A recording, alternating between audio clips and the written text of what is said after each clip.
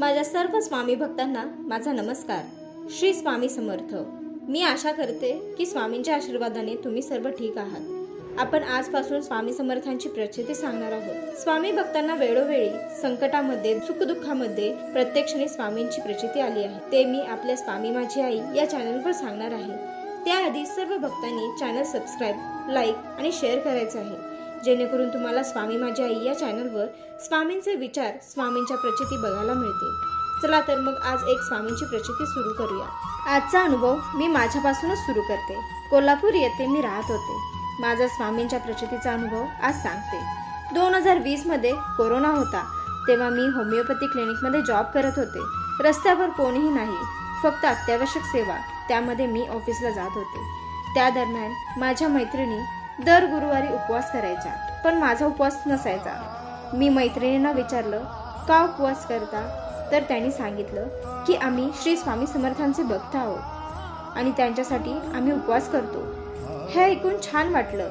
नंतर काही वर्षांनी मला माझी मम्मी बोलली की स्वामींचे पारायण किंवा व्रत कर। पण व्रत करत असताना संकट येत होते, म्हणजे काही ना काही कारणामुळे संकट येऊन माझ्या व्रताची सुरुवात होत नव्हती। मी होमिओपॅथीचा जॉब सोडला। आता वेळ आली होती स्वामींच्या सेवेची। का कोणास ठाऊक मला स्वामींचे खूप वेळ लागले। स्वामींच्या व्रताची सुरुवात केली। 11 गुरुवार करायचे असे ठरवले होते। पहिल्या गुरुवारी तब्येत बिघडली, पण तरीही स्वामींची सेवा केली। स्वामींना बोलले की 11व्या गुरुवारी तुम्हाला घरी आणणार। स्वामींचे सारामृत वाचत असताना दारावर एक भिक्षेकरी आला होता। तो सेम टू सेम स्वामींचे जसे वस्त्र होते तसेच केशरी वस्त्र घालून भिक्षा मागण्यासाठी आला। आपल्या चॅनलवर आहे बघा, स्वामींचे स्वागत केले त्या व्हिडिओमध्ये। ते पण अचानकच आले, हा पण योगायोग सांगते। नंतर मम्मीने त्यांना तांदूळ दिले।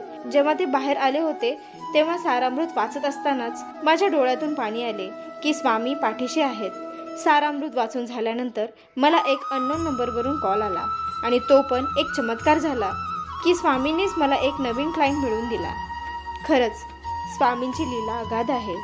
स्वामींची मनोभावे सेवा केली की स्वामी पाठीशी उभे असतातच। त्यानंतर 4था गुरुवार आला, तेव्हा मला एका आयुर्वेदिक नामांकित क्लिनिकमधून इंटरव्ह्यूसाठी बोलावलं। पूजा आटपून इंटरव्ह्यू देण्यासाठी गेले। 2 इंटरव्ह्यू आणि डेमो टास्क दिला आणि स्वामींच्या कृपेने तिथे माझे सिलेक्शन झाले। आणि आश्चर्यकारक गोष्ट म्हणजे त्या क्लिनिकचे ओनर दत्तांचे व स्वामींचे भक्त होते। रोज सकाळी दत्तांची आरती व प्रसाद मिळत होता। खूप मस्त वाटलं।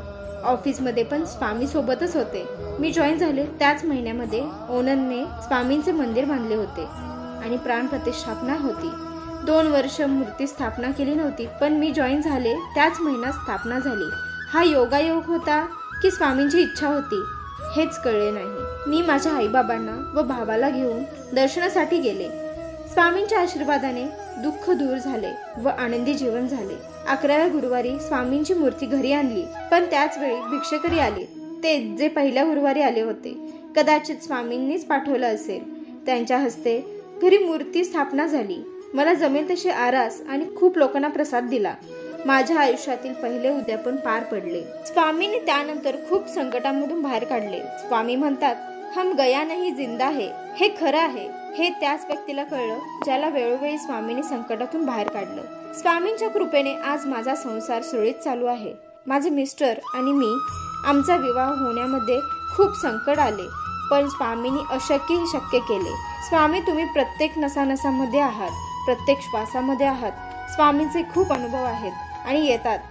तुम्हाला स्वामींचे अनुभव आले असतील तर मला 91 46 40 73 03 या नंबरवर तुमचं नाव, ठिकाण, अनुभव किंवा प्रचिती टाईप करून सेंड करा।